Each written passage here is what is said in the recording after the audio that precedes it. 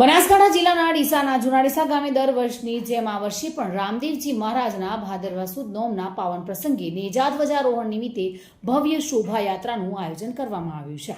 ડીસાના જૂના ડીસામાં શોભાયાત્રા હનુમાનજી મંદિરથી પ્રારંભ થઈને ગામના મુખ્ય માર્ગો પરથી પસાર થઈ અંતે રામદેવજી મહારાજના મંદિર ખાતે પહોંચીને પૂર્ણ થઈ હતી।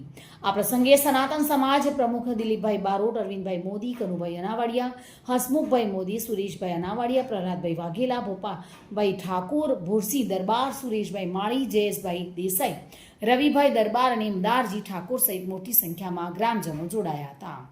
સમગ્ર શોભાયાત્રાનું સુંદર આયોજન રામદેવ મંદિરના ટ્રસ્ટીઓ દ્વારા કરાયું હતું। ગ્રામજનોની મોટી ભીડ વચ્ચે રામદેવજી મહારાજના જયઘોષ સાથે ધાર્મિક માહોલ ગુંજી ઉઠ્યો હતો। આ રીતે ડીસાના જૂના ડીસા ગામે રામદેવજી મહારાજના નેજા ધ્વજારોહણ નિમિત્તે નીકળેલી આ ભવ્ય શોભાયાત્રા ધાર્મિક શ્રદ્ધા અને એકતાનું પ્રતીક બની હતી।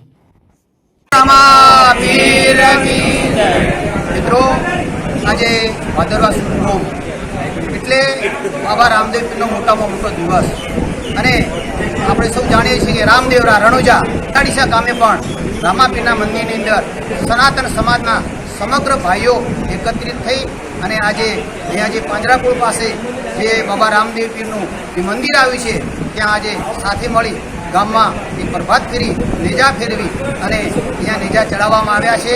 આ બદલ સનાતન સમાજનો સર્વેનો હૃદયપૂર્વક ખૂબ ખૂબ આભાર માનીએ છીએ।